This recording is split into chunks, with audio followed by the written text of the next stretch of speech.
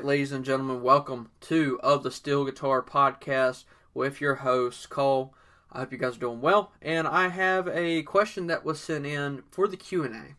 However, it was such a great question that I could not justify answering it in just a small 10-minute conversation, I guess, of saying, this, and this. I just couldn't do it because there's just too much face value, too much elements that you really have to think about. And this question I've asked on the podcast, metaphorically, I always joked about it because I'm like, yeah, one day I'll answer this question. And somehow I got conned in doing it because I'm like, well, someone's asked the question. I feel like it deserves to be answered now. And this is a tough question. It's probably the toughest question that most people, if you would go up to any country, fan, artist, whoever, and you go up to them and be like, all right, this question right here, you ask it, they just look at you and be like, are you serious? Why are you even asking me this? Why are you even asking me this? And, of course, the question that I'm alluding to is who would be on the Mount Rushmore of country music? So 4 people, 4 spots, and that is where it's at. You got 4 people, and everybody's Mount Rushmore is different. Somebody's might have Alan Jackson on it. Some people would have it on, Ernest Tubb on it. Some people would have Joe Diffie on it. Man, there's so many. I don't know. And that's why this is going to have a particular criteria, man. Turn the page over for my notes. Really fancy like, which I have no notes. I'm about to write them down. So, the criteria for this episode is so valuable. It's what we're going to be able to sit here and be like, okay, what, who, how, when, there. This criteria is going to be able to answer any questions. And of course, this is going to be debated for everybody. Everybody's is different, and that's the hard part about it. And that's the great part about it as well, because everybody's answer is not going to be the same, because everybody wasn't influenced by the same person. So number 1 criteria for me, personally, is how well they follow the 3 pillars, plus instrumental. That is my first criteria. And these are all equally weighted. There's not, like, number 1's not, like, more than number 2, right? It's all weighted the same. Number 2 would be, number 2 probably would be the relatability of the lyrics to the common working man, the fellow American, whatever. Number 3, their songwriting. Their songwriting, right? If they wrote their own songs, that holds a little bit more regard in me, because there's just something more about writing your own songs, man, and being able to sing those songs that holds a very hard, particular value. And on top of that, if other people cover that song, I don't feel like you should be thrown underneath the pile, essentially, right? There's no way that you can sit here and say, hey, this song was written by this guy, but this guy covered it and made it famous. There's no reason that you should not think about the person that wrote the song and be like, that holds a very high place in country music lore, so therefore the songwriter should be thrown in that conversation. So songwriting. Number 4, influence on other future artists. So how other people have took songs of that particular artist, listened to them, and how it either got them into country music, they covered them a lot, they get covered a lot, whatever. Let's see, man. Number 5, I'm trying to make as decent criteria as I can so I can make this as easy to analyze as for me as possible, because it's still going to suck so bad. And I loathe the person that asked me this question. How dare you? No, I'm kidding, Anthony. You're cool. I never really sat here and thought about it. And that's the crazy thing, is I'm coming into this not having a Mount Rushmore. I come into this room with no criteria and no Mount Rushmore. I'm doing it on the fly because I don't want to sit here and think, okay, I want to put this person, this person, this person, this person, this is why, and then just record it and say, nope, it's good. I will really want to sit here and let you understand the struggle. I at least need 5 criteria. I would say, God, I hate saying this, but in regards to number one hits, right? I feel like that has to be something. Like number one hits, okay, let's not just say number one hits. We'll say number one hit / popularity. Because there's a lot of songs that were number one, that held number one for a while, and other songs got overlooked. One of the famous instances that I am shocked to this day is Silver Wings, as it's one of my favorite Merle songs, but yet it never reached number one because other songs were more popular at the time, which was a really hard time to get a number one song back in the day. It really was. So, yeah. Alrighty here. So that's 5. 6. 6. I mean, that's 5 solid criteria. Because you got instrumentals and philosophy. You got the lyrical part of it, so the relatability of the lyrics. Songwriting. Influence on future artists. Hits and popularity. Honestly, I feel like that's a good criteria. So we have 4 spots, man. Quattro. And that's so difficult to fathom. Trying to sum up country music in 4 people on a mountain of stone or granite or whatever Mount Rushmore is made out of. Talk about tough. Because you got people like the Highwaymen. You know? That's really tough to do. And I think the only logical thing to do is to make 2 Mount Rushmores. And you'll have to hold on to me. I know that's kind of breaking the rules here. But I absolutely have to do this. 2 Mount Rushmores. 4 people. We have a male Mount Rushmore and we have a female Mount Rushmore. Okay? I think that's the most honest way that I can cut it down the line. Because if we are comparing, so many great artists, it's going to feel absolutely awful to leave someone off like Patsy Cline or Dolly Parton, because they're just... they would just be almost erased by... Literally, if you look down the line. These are people just off the top of my head that I can think of that are male. George Jones, Johnny Cash, Waylon, Willie, Merle, Tim McGraw, Alan Jackson, Garth Brooks, Hank Williams Sr., Hank Williams Jr., David Allan Coe, Johnny Paycheck. You see what I'm saying? And then you have people like Patsy Cline, Shania Twain. Some people would say Taylor Swift, which that's going to be kind of a hard debate in itself.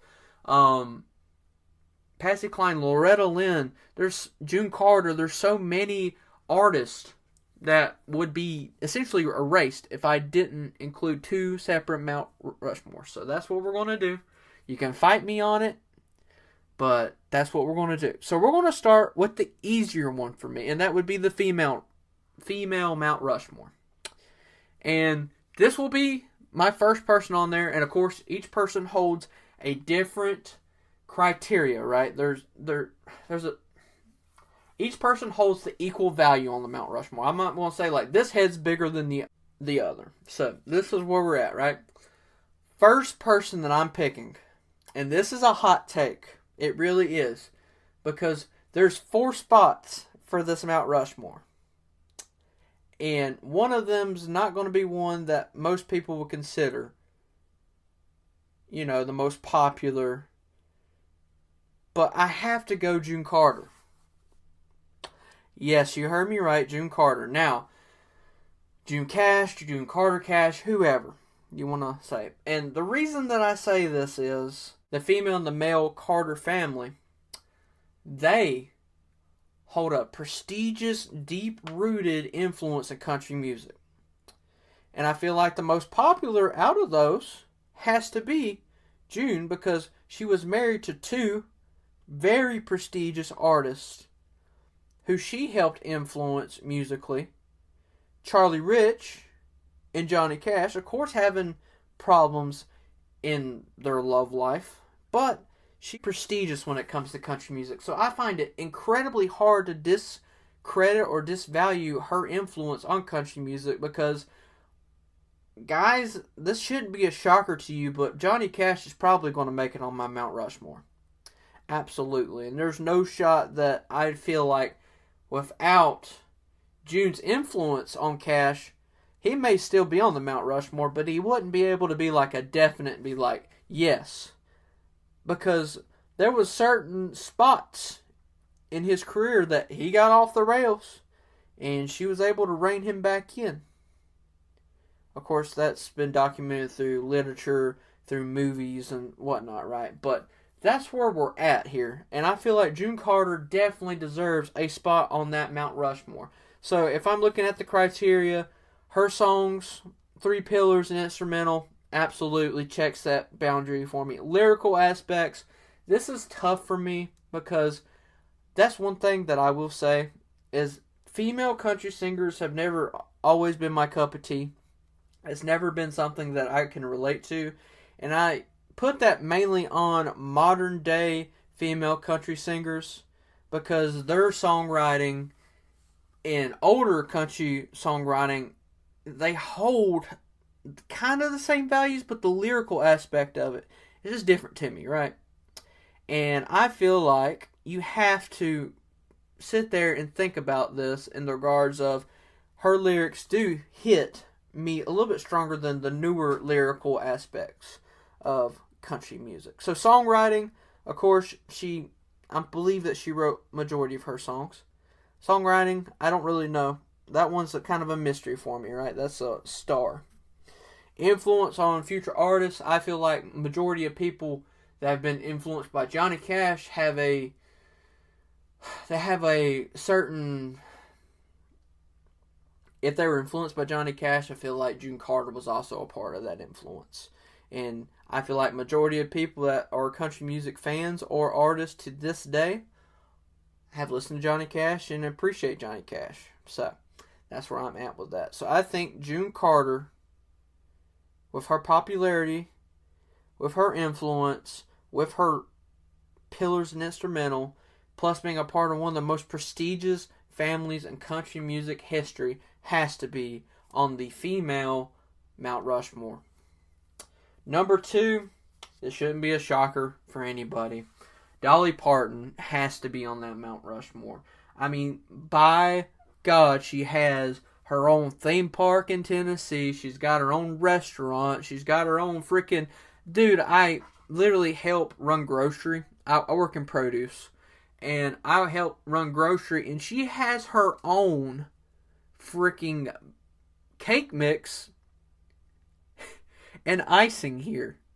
I mean, what else is more southern than baking a cake with Dolly Parton on the face of it? I mean, there's nothing that you can say to me that would discredit Dolly Parton being on there, because her influence on future artists almost outweighs everybody else on the regards of country music.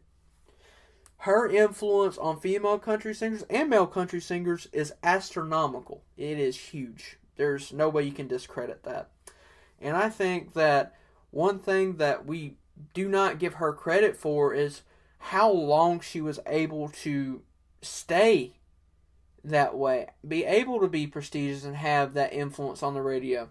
And then, of course, you would have amazing collaborations with other artists. Like, for instance, one that always comes to mind for everybody is Islands in the Stream with Kenny Rogers and her. That song was number 1 forever, man. Forever.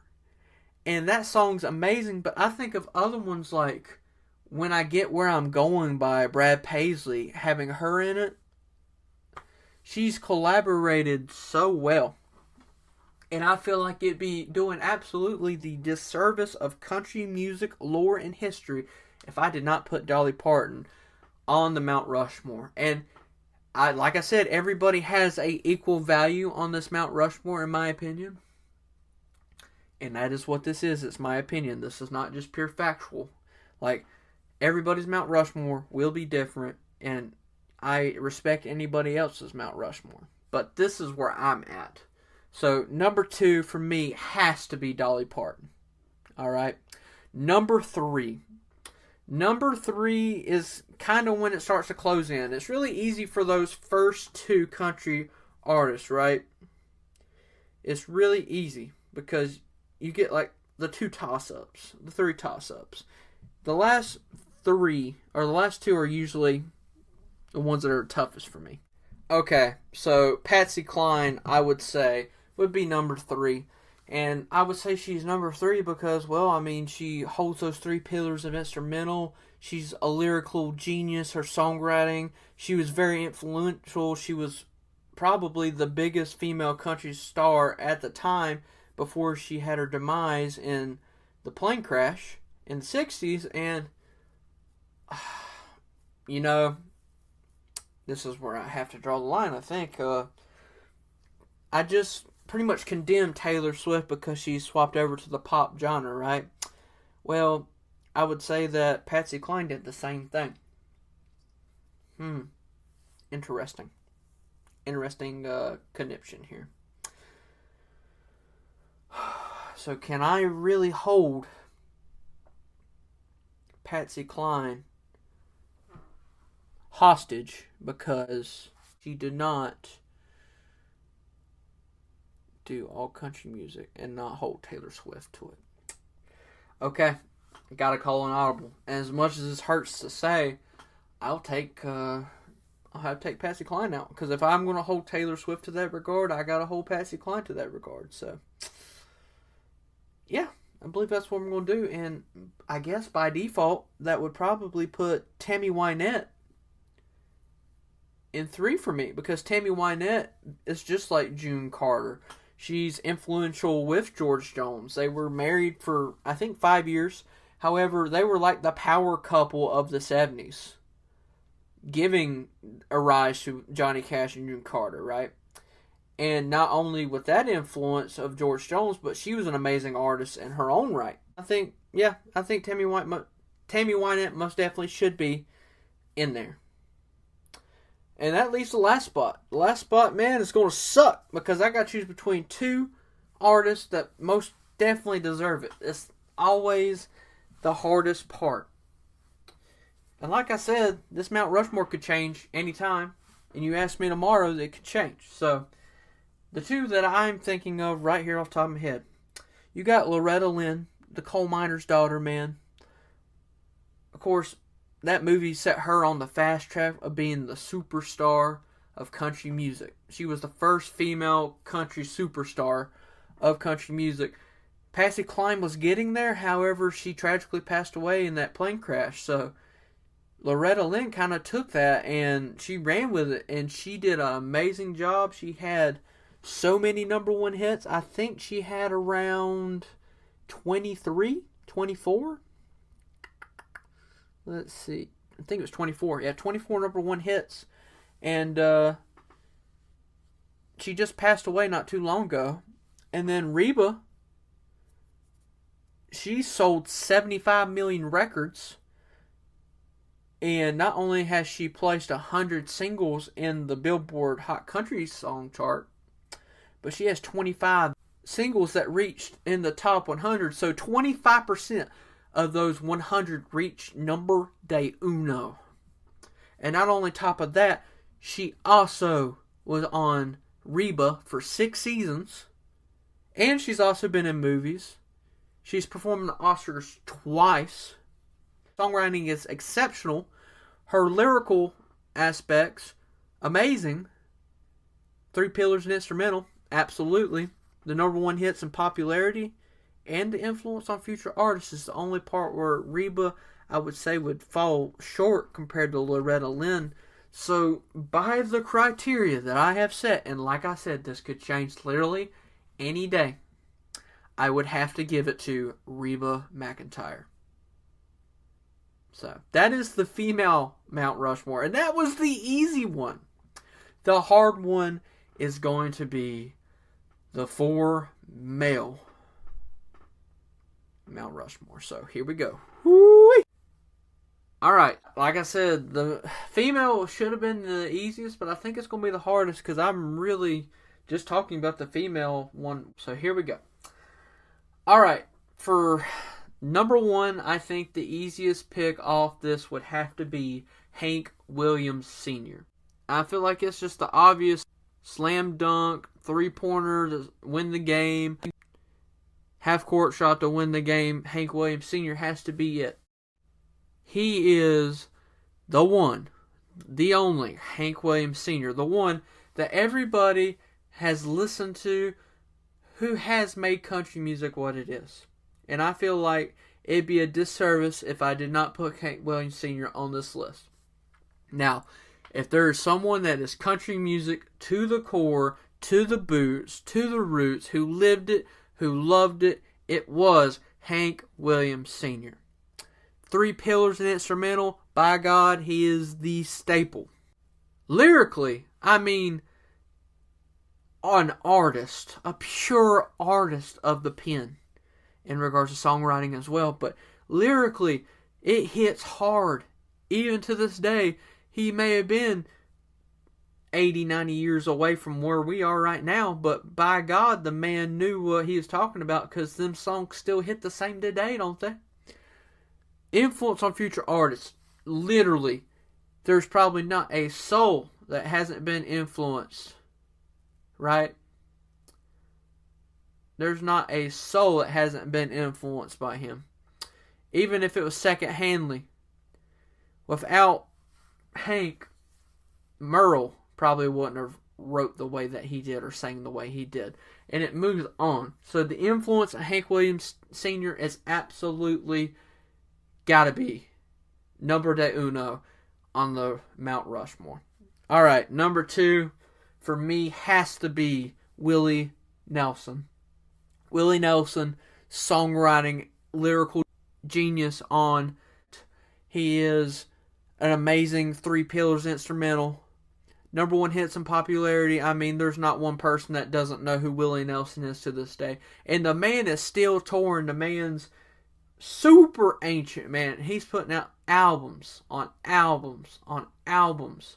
And he is doing it his way to this day. And that's what you have to respect so much. Because Willie Nelson hasn't conformed to Music Row. He's done his own thing and he's done amazing with it. And that's why he belongs in the Mount Rushmore of males. Number 3. So, I'm going to go ahead and throw this out. The Carter family is one of the most prestigious groups of all time. But I will not throw them in the Mount Rushmore for the fact of, and the reason is they are a group, and they're a group of multiple different singers. Could I do a Mount Rushmore on groups of country music? Absolutely I could. Not today, though. Not today. So, my Mount Rushmore will leave out people like that. So, let's see here, man.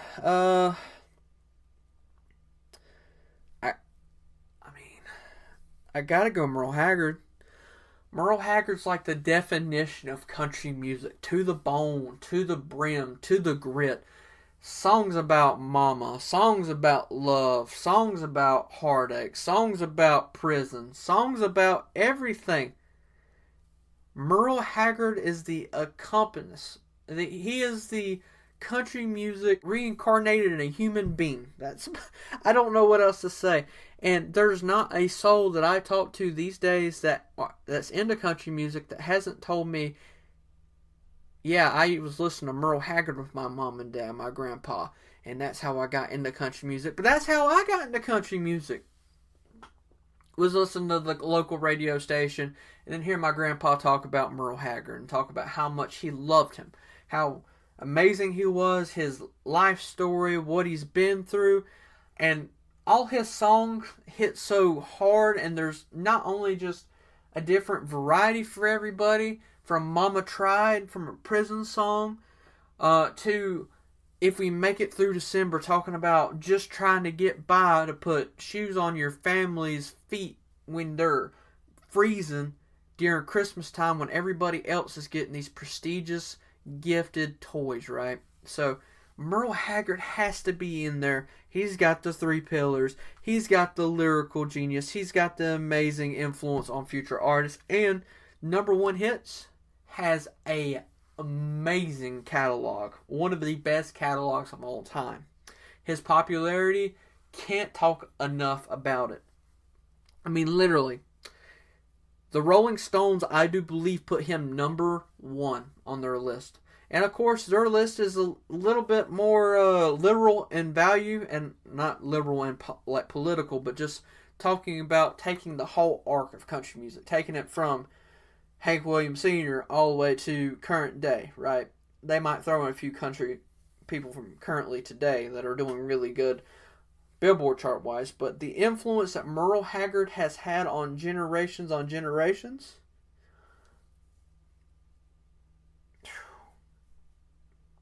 mind-numbing. Absolutely mind-numbing. And then here comes the last spot. And then you have so many people that come to mind. You got people like Alan Jackson. You got people like George Jones. You got people like Ernest Tubb. You got people like Lefty Frizzell. You got people like Waylon Jennings, Johnny, David Allan Coe, Johnny Cash. There's so many names that could go in this last spot. And that's why I detest this essential rating system of the Mount Rushmore, because everybody has different songs for different moods, for different moments. But if we're talking just about the country music Mount Rushmore, I'm giving my last spot to Johnny Cash. When I think of country music, there's one artist that comes to mind, in my mind, 100% of the time. It's got to be Johnny Cash. It's just something about when he goes up to the microphone and says, "Hello, my name's Johnny Cash." He goes into insert the chorus to Folsom Prison Blues. It's just iconic. There's probably not a more iconic name out there for country music that's universally known through all genres. Even people that don't listen to country music, they know who Johnny Cash is. He's a pop, not necessarily an icon pop-wise, but Americana-wise, right? You go into Walmart, you can find shirts of Johnny Cash. You don't find shirts of Waylon, Hank Williams Sr. You don't find, you don't see a lot of stuff like that. But you see a lot of Cash, because he's just Americana at this point. He holds those three pillars in the instrumental. The lyrical mind and songwriting mind of Johnny Cash is absolutely brilliant. If you've not listened to, there's a Spotify album about songs that Cash has wrote but never got to record because he died. I won't say he died necessarily early. He died fairly early because, of course, it's been well documented. His life, his drug, his alcoholism. I mean, he went through some stuff, and he died a little bit early, a little bit more earlier than what we probably should deserve for Johnny Cash and for us, because there's no telling how many more amazing songs he would put out. Because my God, man, one of his best songs was at the later ends of his life. So he was always an amazing songwriter. And even if he wasn't living up, or if he wasn't able to perform, because the last few performances he did, he had to be helped on stage and everything, I think Johnny Cash could have been a great mind in writing country music and being able to have a hand in new songs for other artists who, man, just think about all the opportunities. And I think about that with Johnny Horton and Farron Young and other people that passed away fairly young. and for different reasons. Some suicide, some from drug abuse, some from accidents. There's no telling how big Johnny Cash could have gotten even in his later years because of what kind of icon he is now. He probably would be up there with like our current, like when you think of people like, I would say one of the most popular bands of all time has to be Nirvana, right? There's not usually a day that I will go that I don't see a person wear a Nirvana t-shirt, like a Smells Like Teen Spirit t-shirt, right? There's usually doesn't go a day. But that is where I'm at, man, and that's where I think Johnny Cash has to hold that last spot. And I kind of painted myself into a corner that way, and that's how I made it easier on myself, because I said, if I go ahead and get the first 3 picks other than Johnny Cash out of the way, I have to solidify it with Johnny Cash at the end, and there's no wiggle room. So that is my 2 Mount Rushmores of country music, for better or for worse. And of course, that could change day by day. And then of course, you know, if I think it'd be easier to go through and do generational Mount Rushmore. So like the 20s, the 30s, the 40s, the 50s. Being able to do it that way would be a lot more encompassing to country music, and being able to really show the respect to people that do deserve it, because there's people who get trimmed over, who get looked over every single day. And I think it's very unfair, and I think they deserve the light of day. And that's what this podcast is all about. So if you are looking for artists that have not been talked about in previous circles, I'm not going to sit here and talk about Johnny Cash all the time. I'm not going to sit here and talk about Willie, Merle, Waylon, Highwayman, Alan Jackson. I'm going to talk about those people that fly underneath the radar either today or from the past. I'm going to be talking about Ernest Tubb. I'm going to be talking about Farron Young.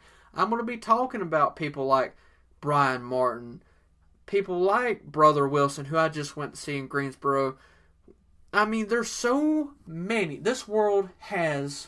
How many people does this world have? Some will say too many. There are billions of people in this world. Billions. Out of those billions, there are, I would say, hundreds of thousands of artists universally out there.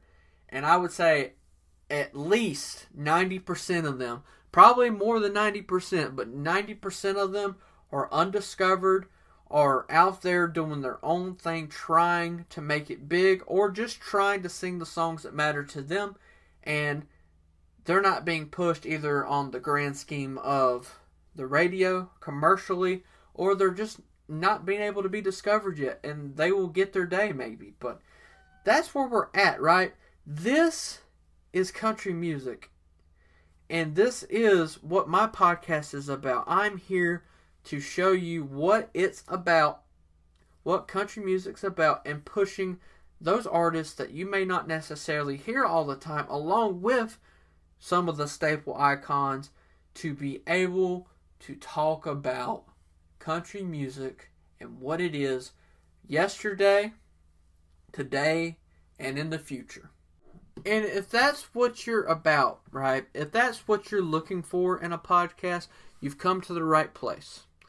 And make sure, if you do like this episode or any past episodes, or if you're looking to the future episodes, first of all, first thing you can do for me is check the link tree out in the description. It has everything associated with the podcast.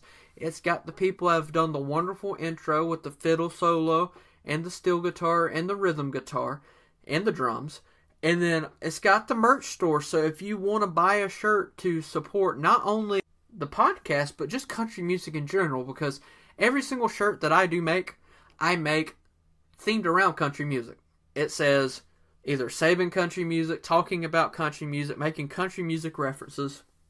And that's what it's all about for me, because yes, I think it's cool to have a t-shirt or whatever that has my logo on it that I can wear to a concert and say, hey, no, this is my podcast, but on top of that, what the podcast is actually about and what I am about.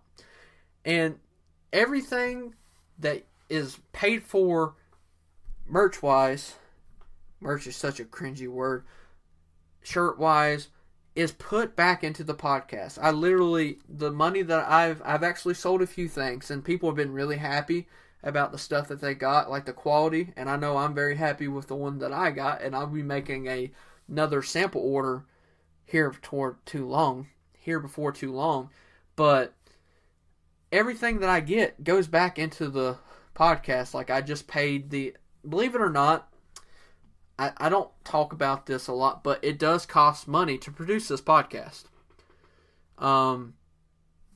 There's cost and stuff that go to it every single day. T-shirt designs, of course, are a cost that I put on myself. I don't necessarily have to have those out, but they're really great to have. Of course, money in regards to microphone, for the podcasting hosting, there's a fee for that. To hold the shop open for the merch, there's a fee for that as well. On top of that, there is essentially the whole premise of, yeah, I could run ads all the time, but I don't want to do that for you guys, because I know how frustrating YouTube ads are to me. Like, they make me want to beat myself over the head with a sledgehammer. And maybe in the future, here down the road, I'll put an ad or two in here, and then I'll apologize ahead of time. But there are certain costs that come with making these. And these costs I cover because I enjoy doing the podcast, and I do it because I enjoy it and no other reason. And when I get guests on, I hope they can see that what I really want out of the whole situation of this podcast is to promote those artists that are out there doing their thing, and that's what I'm here for. And I am 100% on that train, trying to do my best, and also not just supporting them, but also supporting the artists that made them want to chase this dream.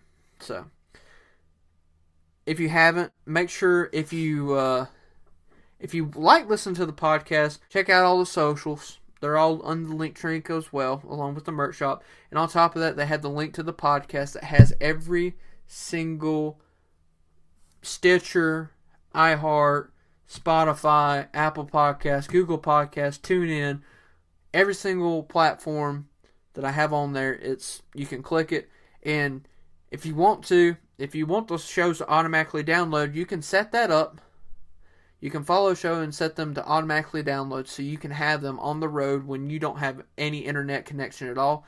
I listen to podcasts all the time. I love A Couple In with Cody Jinks. I'll listen to those on the way. Used to listen to a whole bunch of Stone Cold Steve Austin podcasts and stuff, but that's how I was able to listen to that kind of stuff. But on top of that, guys, thank you so much for putting so much time into me and effort, and I hope that I am worth every bit of it, and I work so hard every single day at work, come home, then I sit here and try to think of amazing ideas to entertain you guys for 30 to 40 minutes where we can forget about this screwed up world and we can enjoy some country music together. So, alright, I'm out of here. Peace out. Keep country music alive, baby. See ya!